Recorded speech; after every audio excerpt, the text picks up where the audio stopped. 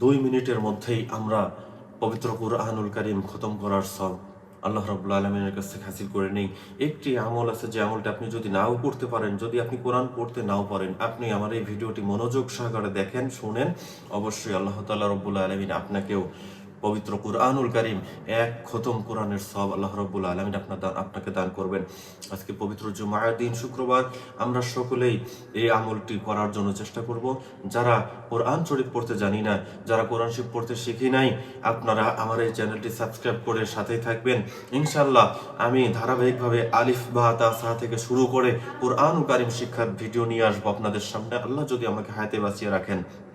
প্রিয় দিনী ভাই বোনেরা, আসুন আমরা পবিত্র জুমার দিন, শুক্রবার, সবাই এক খতম কোরআনের সওয়াব আল্লাহ রাব্বুল আলামিনের কাছ থেকে হাসিল করি।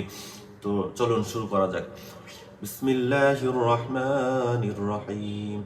قل هو الله أحد الله الصمد لم يلد ولم يولد ولم يكن له كفوا أحد بسم الله الرحمن الرحيم قل هو الله أحد الله الصمد لم يلد ولم يولد ولم يكن له كفوا أحد بسم الله الرحمن الرحيم قل هو الله أحد الله الصمد لم يلد ولم يولد ولم يكن له كفوا أحد।